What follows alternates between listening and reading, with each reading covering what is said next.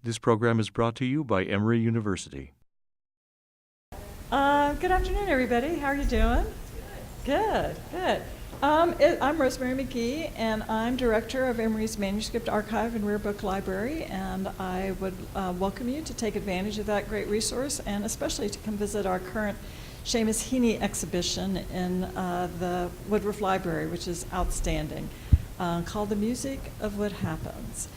And so we're really grateful to have so many fantastic art experiences and events and programs on campus. And this afternoon, I'm going to share with you perhaps too much information, but I do have occasional bouts of insomnia. And sometimes when I have them, I get up in the middle of the night and I read The New Yorker. It's actually perfect for that kind of occasion. You can read an article or an essay or a review, and it doesn't take up the whole night, and then you can go back to sleep, and then the next day you might actually remember it. In this particular case, I do remember it, because just a year ago, on a sleepless night in February, I picked up the most recent issue of The New Yorker, and I started randomly reading about politics, movies, and what have you, and eventually I landed on a story called, in big letters, Wall Art, a career epiphany in a supermarket. I've, like many of you, have spent a fair amount of time in supermarkets. I've had very few epiphanies there, certainly no career ones, and this was an article by Susan Orlean. Is that how you say her name? Orlean, is that how you say it? And it starts out noting that since 2003, Brendan O'Connell has been inside dozens of Walmarts around the country. It's probably safe to say that he's been in more Walmarts than anyone who doesn't work for the company. And it goes on then to describe an epiphany O'Connell had at a Winn-Dixie while he was a student at Emory University. This is just in the very early part of the article, and I became really interested in the whole concept of the Walmart, Winn-Dixie, Brendan, and Emory University, seeing how all those thoughts converged. And it was a fascinating article. I sent, even in the middle of the night, a note both to my friend and colleague Leslie Taylor and to Allison Dykes in the alumni office and to a couple of other people and say, here's somebody associated with Emory. And you know us, we love to promote the value of a liberal arts education. We often say that you can get an English major and get a job on Wall Street, of all places, or other words to that effect. But here we have what I understand to be a philosophy and Spanish major, stirring up the art world with his work that focuses on what lives around us in expected and unexpected places. As well, he is the founder of a nonprofit, Every Artist Live, which seeks to foster creativity and artistry in young people. These creativity conversations also seek to foster the spirit, the impulse of creativity, the creative spirit within us as individuals and across our campus. The official Creativity Conversation series actually started in this room with Sir Salman Rushdie about 6 or 7 years ago. And since then, we've had the opportunity to have a number of people participate, including Edward Albee, Natasha Trethewey, and many others. People who are active in the art of conversation, as well as their own specific art. We have no better guides on campus than these two people who are here with me today, because they are two of the most creative and collaborative spirits on our campus. My colleague here, Professor Leslie Taylor from the Theater Department and Director of our Center for Creativity and Arts, and Professor David Lynn of the Chemistry Department and Center for Chemical Evolution. As well, they teach an innovative course called Order, which investigates recent discovery by Emory researchers. So, together with these three people, we are going to cover advances in visual art, the performing arts, pedagogy, chemistry, evolution, and everything else. And I think this discussion will further our commitment to creativity on our campus. So thank you very much for being here, and thanks to all of you. Thank you, Rosemary. My role here is sort of as the, I'm sort of playing the Rosemary McGee, Terry Gross role today. Yes. And the majority of the conversation, I hope, will mostly go between these two gentlemen, and then at some point, I'd like to open it up to all of you to join the conversation, ask questions, offer up your own points of view. So I would like to start out, Brendan, if you wouldn't mind, again, I know you've told the story a dozen times now. It's getting better. Just you're keeping elaborating on it. If you wouldn't mind kind of sharing with the audience kind of your, a brief overview of your, of how you got from A to, if not Z, A to G. Okay. So I graduated in 1990, it says over there, and I was a philosophy, Spanish, and literature major, and I didn't have any idea what I was going to do in order to survive, but I did have the idea that I was going to go write a book in Paris. And when I moved to Paris to write a novel, I didn't realize that 10,000 people had arrived the same day with the same idea of writing a novel. And so I ended up learning to draw when I was 22. And I kind of had an epiphany and decided this is what I'm going to do with my life. And what we've been talking about is that one's path tends to be quite vermiculated, and you start doing one thing and you end up doing something else, or even when you make this bold decision of, I'm going to be a painter, and then I'm doing portraits in front of Notre Dame, and I didn't really, that wasn't in the cards when I was at Emory, and my dad was like, that's why I spent $100,000 for you to go draw in the street, you know. And so it was a real, you know, transformation of my own mind. And I got to meet a lot of people who were also on a kind of sabbatical from their lives, which Paris is kind of still a perfect microcosm for people in transition. And I met a retired stockbroker who was 10 years older than I was, and he made the comment. He was very much interested in Buckminster Fuller, and he said, go be a guinea pig in your life. If you fail, if you succeed, just be an exuberant guinea pig with your own life and make your experience. And so that's kind of A to D. Yeah, that's I think a fine start. Brendan is also here as part of a Creation Stories grant, and so some of that conversation has been around how do we explore the new creation stories. And so some of the conversation has been between David Lynn and Brendan about a possible series of work that might explore science and where I'd like you to talk a little bit about what you're doing in the sciences around creation and how science and art can inform each other and illuminate each other. So, David, can I ask you to talk a little bit about?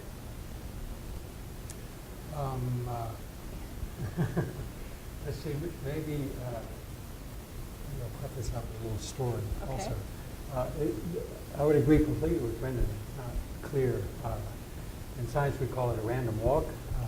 It's a meandering through things that are impacted by the environment in ways that are rigid. And what was clear to me in college to take the next step is I remember coming out of a classroom in the spring,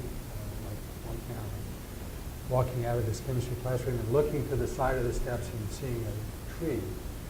And looking specifically at the leaves and recognizing that in those leaves I knew some of the chemistry that was taking place in the leaves.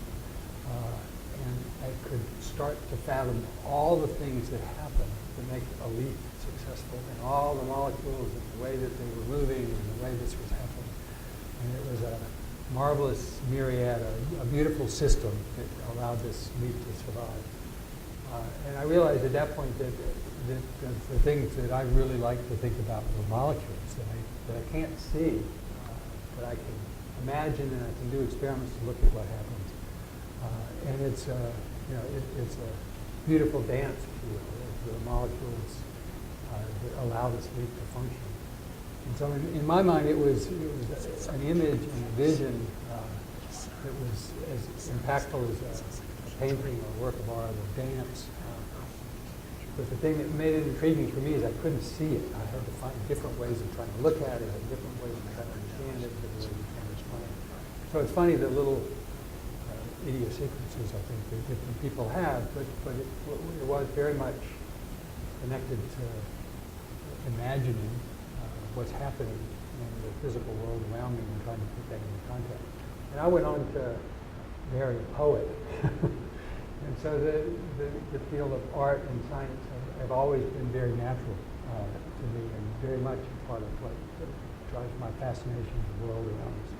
So when I had this marvelous opportunity being able to contribute to the new hub of the Science Common, this mud hole, building growing out of this mud hole over there on Valmy Drive, it was completely natural for me to think about ways that we can engage that conversation about molecules, things we can't see, in different ways of imagining the world around us through the arts. And so this connection that Rosemary and Leslie have offered, this connection to Brendan, is really a spectacular opportunity for me to create something that is a community, a system that's building within the chemistry department that's founded on things we can't see in the context of different ways of imagining the world around us through the arts.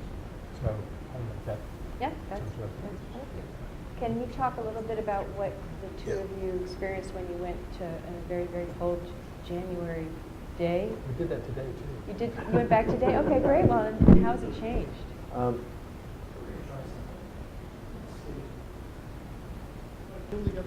See what we get from this one? Yeah, does that sound better? I hate to say this, do you mind sharing? Okay, who was talking?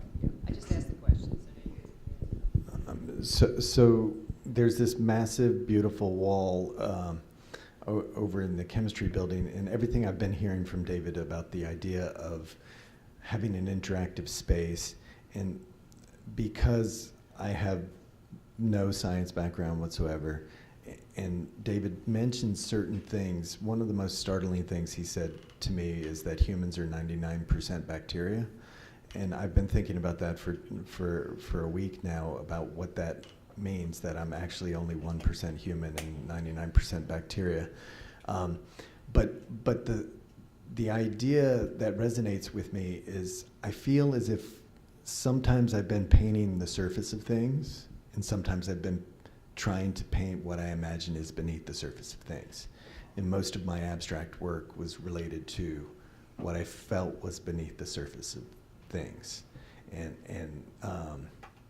I spent, and this leads into the work we've been talking about, is I spent a whole year painting based on one line of Garcia Lorca, verde, que te quiero verde, green, green, I love you green.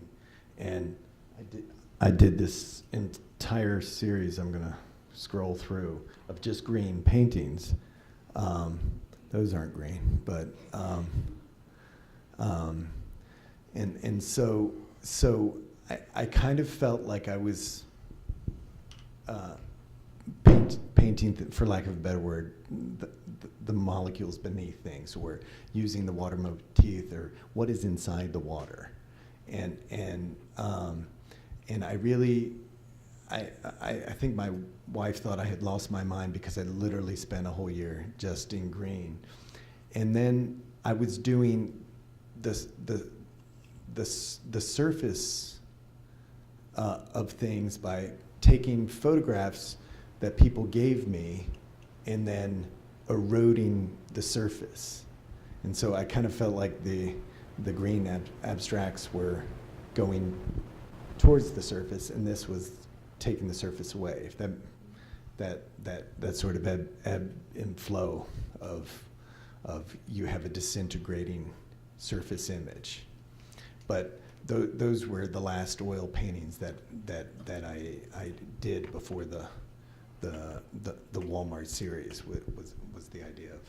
And now I'm this closet abstract painter, and the shows I do are figurative in Walmart, whereas for years I was a closet figurative painter, and all my shows were abstract. So. Can you talk a little bit about what you've discussed in terms of what if there is going to be a commission and a work able to be generated from that? Are the ideas that you have talked about that can you share with us? Sure. Like following up on this leaf metaphor in some way, the way we think about chemistry research now, or the questions we don't understand, has moved from at least in part, from the reductionist point of understanding what molecules are there to trying to understand how it is they fit together in a whole, how they connect in a system, and how each part of that system creates, from the diversity that's associated with that molecular system, new emergent properties. So the metaphor, at least in the context of the molecules, works in what we're calling the hub of the science commons, because to understand the whole of the system, we really need to look at it from the perspective of the chemistry and the reactions that are happening. We need to look at it from the perspective of the mathematical underpinning of that and how we can predict what's happening and what the constructs are, and physically how we can define the structures of the components that are there and the structures of the things that emerge. So the hub really requires this integrated system across the sciences to really be able to understand these the transition that we're making in chemistry from a reductionist approach to a much larger systems approach. In that sense, the hub needs to be the center of that system. It needs to be a way of drawing these people in who think about problems from a physical perspective or a mathematical perspective or a chemistry perspective together to generate the level of diversity of approaching a problem so that we can really make progress on that. So how is it that you create a hub that really is a magnet for people who think about things in a different way to come and share those ideas and those thoughts, other than creating an environment that really is captivating, intellectually captivating? And for me, I don't know how you do that without engaging the arts in that in some way. So the arts is a way of imagining things that you can't see, just like science is very much. And so to be able to put physical manifestations of that within this hub is the ideas that we've been talking about. And so we've sort of looked at the wall and looked at where it is and looked at the context around it and how do we meld those things together. How does that impact the art? How does it impact the impression of the space? How does that captivate the people that are there? And how does it draw them in? So that's sort of the things that we've been talking about. I just go back to this, the notion of us being 99% bacterial is really a molecular description. It's the molecular potential that we've learned from sequencing genomes is that the genomic potential of each human is 99% bacterial and only 1% human. So the evolution of that system is mostly dictated by the system of organisms that live together in what we call individuals. So much of what David's been describing his work as this idea of self-assembling organisms or properties, or the idea of something emergent. And for many years, I feel like I painted in a way where I literally would start a painting like this with a brush work across the top, letting it drip down, switching this would be a better earlier example where I would go clockwise and do more brush washings and keep going and just let the painting emerge itself until there was a certain type of harmony. Or meanwhile, I was looking at cellular microscopic images, and I was looking at satellite pictures of the Earth, and I kept getting struck by the idea that the shapes inside an organism are very similar to the shapes from outer space of the Earth, or our views of topography are very similar to to the molecular shapes of the body. That I found that, you know, interesting, or captivating is a better word. One of the things that we were talking about, the connections between art and science, is if you know nothing about something, or you're uninitiated in art or science, your reaction will either be one of boredom or that it's magical, because like you don't understand it.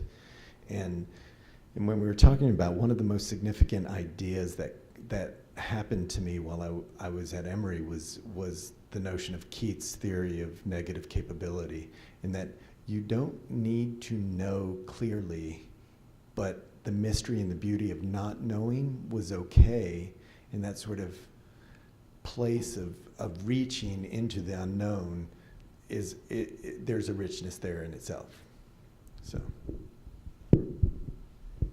I wonder if you would use this as a jumping off point. I mean, since these are creativity conversations, one of the things we're always interested in is sort of what the creative process is, and you have you've kind of alluded to like the turning of the paintings. Sort of when you get going on a new idea, can you talk a little bit really just about process and what you do? Does it make sense? One of the things that we were talking about over the week is the idea of having a fallow period, or a period where you have a break and not having any idea what you're about to do. And the reason The New Yorker happened, and the reason is all about this series I did on Walmart. And I'm living in a Connecticut in the country, and I have a barn, and I hired an out-of-work actress to go to Walmart and shop. And I took pictures of her buying candy, flip-flops, and I paid for her groceries and to be honest with you, I had no idea why I actually did that. And these were old photographs where you used to go to a place and they developed film and gave you pictures, and these photographs sat on my desk for 2 years before I even did one Walmart painting. So I think I even took those photos back in 2002, 2000, and I didn't know why I had the photos, but I kept thinking of the patterns in the store and how it was an evolution of the idea that I was doing paintings about every day. And I was doing people taking a nap, watching TV, just ordinary things, and I would give people Polaroid cameras and let them take pictures of people they knew, and then I would make these paintings. And someone suggested that I had follow someone out into the day, and that's sort of how the Walmart series began. But it became a huge sandbox to do a lot of things. And somebody like that trite sentence of, you know where something begins, but you have no idea where it's going to end. And that's kind of what it's been like I almost think this thing that David and I have been talking about is like a renewed beginning of something that has been a current within me but hasn't had its full expression yet. David, would you talk a little bit about your creative process?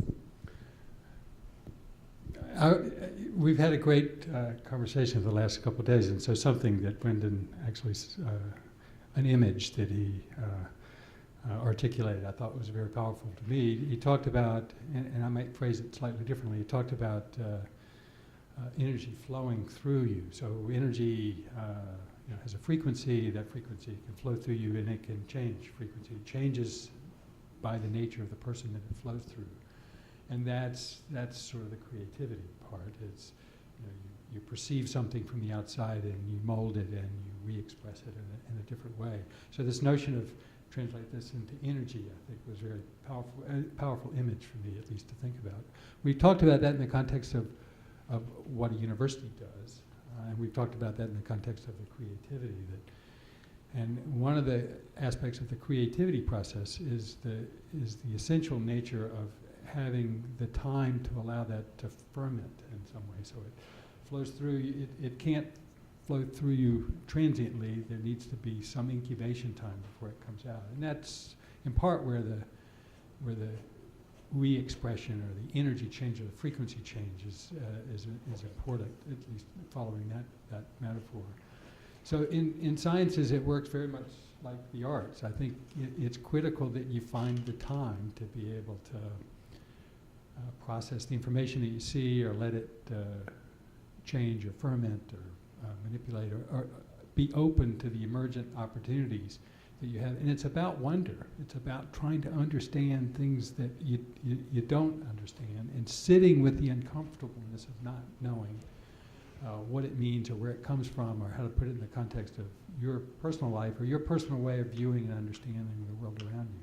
So I find that a marvelous sort of image, and I feel like that's such a common element between the sciences and the arts, or maybe all creative in you, but certainly in the context of the science and the arts. So that image really resonated very nicely with me. And I think it connects to this conversation. We've talked a lot about, he was a student at Emory, we've talked a lot about Emory and what that means for the future, and where that might be going, and how do we understand that, and how that's going to impact our culture and human race, and how it fits together, even though it's 99% bacterial. This morning we were having coffee together, and one of the conversations, and this takes it a little bit away from the specific of the arts and maybe more into thinking about Emory as a college and what that experience is. And Brendan was gracious enough to come to 2 classes at Emory in the order classes that David and I taught, and talk with some of the students. And I'm wondering if you wouldn't mind sharing some of the thoughts we had about this kind of the radio receivership and the what happens to one in the sort of college process, and how that reflects back on what your experience was, and also just even what you saw today in class. So one of the themes that we've been talking about is the idea that every semester a student can reinvent or create a new identity. You have a new set of teachers, a new set of classmates, and you're malleable enough at that age that you can make a new person, and you get the digestion period between semesters. But someone gave me the metaphor early on that the idea of being an artist is like having a radio or a satellite dish that you can just switch the direction you're pointing in, and then the current runs through you. And playing off what David just said about when it goes through you, it's different than when it goes through David or Leslie. And that to me was a very exhilarating idea, and that also gave me the sense of perpetual energy. Like I need never be bored again, if that is true, and that was sort of the most liberating thing that learning how to draw at 22 gave me, was if I choose to, I never have to be bored again, because just the capacity to be connected to a line and going through, it's in a timeless space. And so I did find that very liberating. And did that answer what you were, the direction?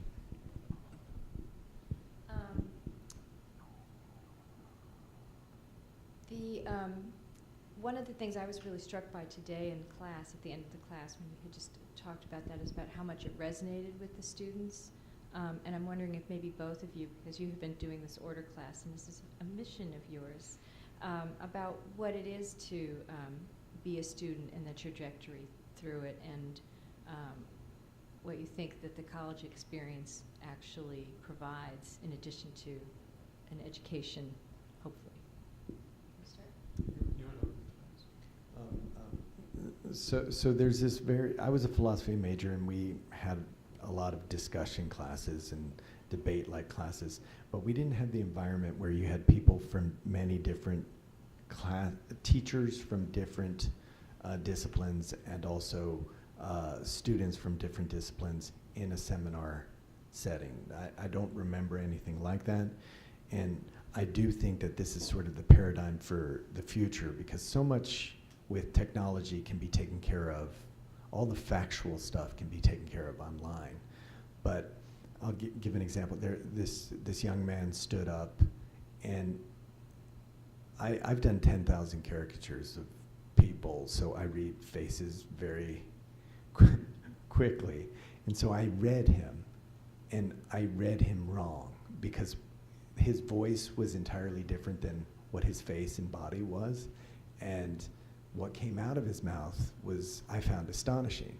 And so the capacity of being surprised allows you to have an entirely different experience, and you have a richer experience because of it. And so the idea of the future of a place like Emory, or the idea of an interactive seminar, which they have yet to be able to figure out how to do online with everybody having good signals, and even so, the idea of face-to-face, I'm going to prejudge you, and then I'm going to be surprised by you. How that widens my experience and also widens yours. I guess what I'm saying is there's so much animalism in terms of our read of each other in a physical context that is completely lost in the abstract technological sense. It all becomes an idea on the screen, and we are abstracted from that experience, whereas when I'm sitting next to you, I apprehend you in a different way than when you're on TV.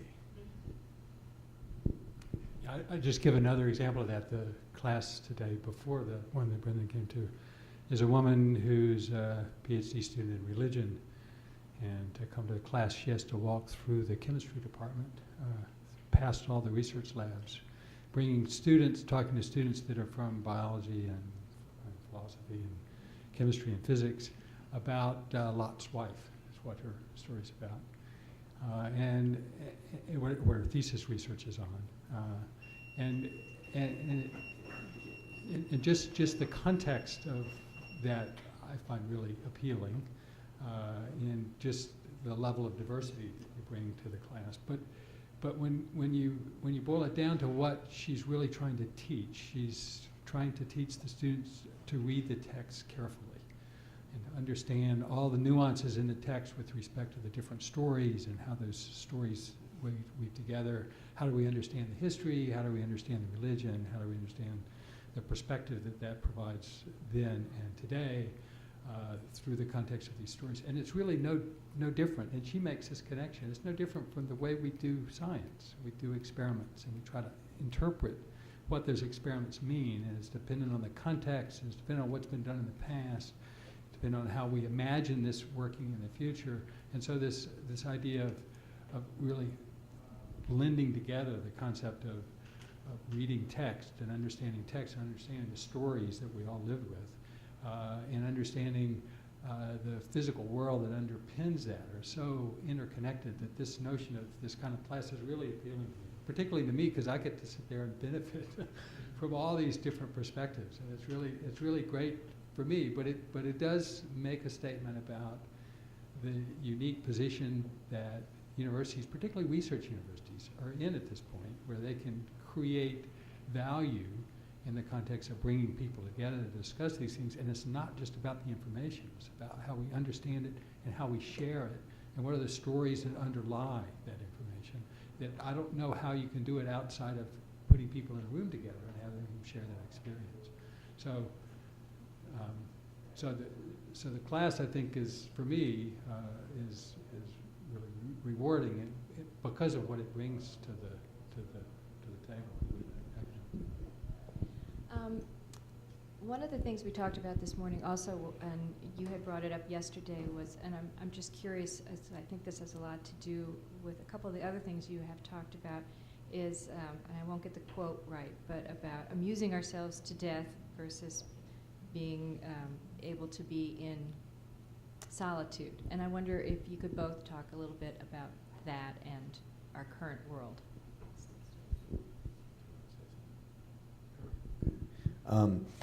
When I was at Emory, I think I knew 6 people, and 3 of them I went to high school with. So I didn't really expand my social network when I was here, and I wasn't conscious of feeling lonely or alone, but I didn't realize until years later how important, what is the advantage of loneliness, or how is solitude a position of power.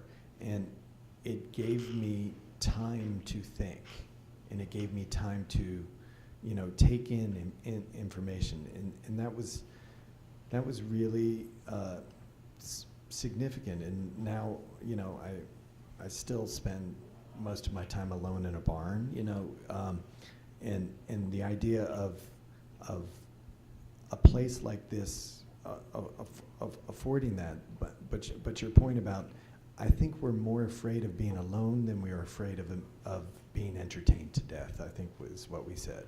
And I, with any form of technology, I can get a constant hit of diversion.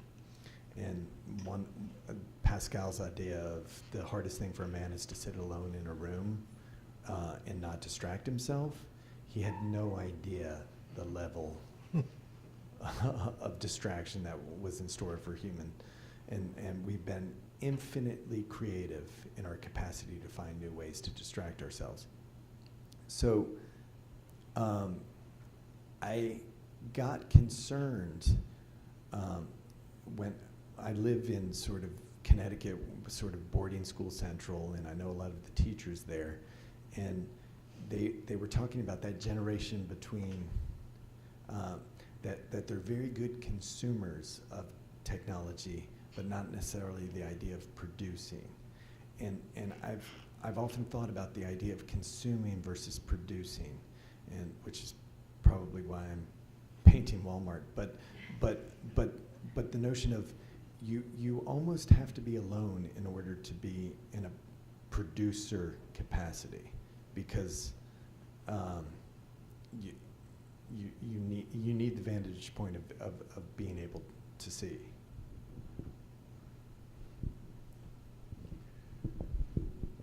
So like Rosemary, sometimes I don't sleep at night either. But unlike Rosemary, what I read is Scientific American. But there was a story in there that I think it might be a bit of a step on top of this, but a story in there about Isaac Asimov, who in 1964 wrote a piece about the future of science. That was 50 years ago, so he was writing what would happen in 50 years from 1964. So it's sort of timely, I guess. And it's interesting, if you go back and look at what his predictions were, many of his predictions were pretty accurate, at least with respect to technology. I mean, he did not predict the internet, for example. That was not something he predicted.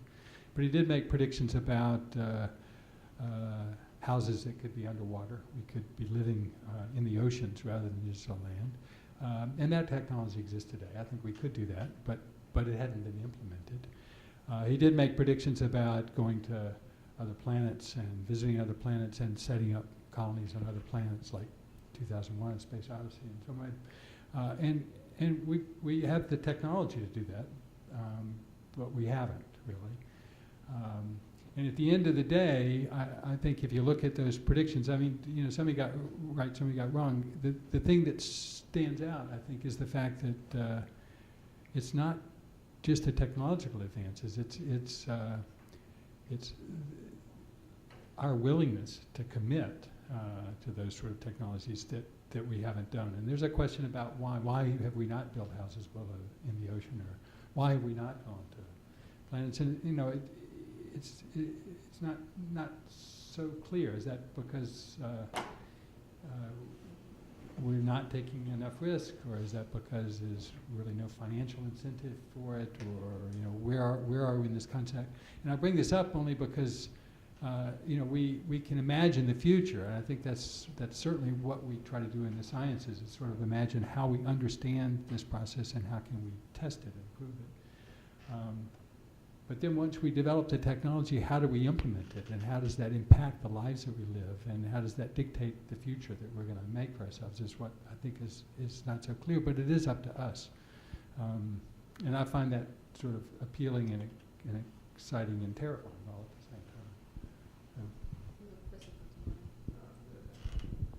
same time. Playing on that note of with these immense technological advances from, putting people into space, yet we've really done little to figure out how to deal with fear in the human heart. Those moments of personal terror, which are, the touchstone of what causes us to take action or create something new. That to me is the dance that both education as a whole will be doing, but also what we will be doing as individuals. Everyone talks about the sort of overhaul and the transformation of education, but I also predict that there will be as significant transformation of family, the family unit of, Emory's like a camp. You can picture perpetual camps to raise creative thinkers that may be far more effective than, my kids don't want to be around me anymore. I think it's really fascinating, the conversation about how, from the science and the art, that there's the commonality in terms of how we are processing and thinking about things, even though the words that you may be using to describe them, but how it's moving through your body, even the way you kind of talk about it, is very similar. So I'd like to actually stop just with me asking questions and open it up to the audience if anybody would have any questions that I'd like to ask David or Brendan. The preceding program is copyrighted by Emory University.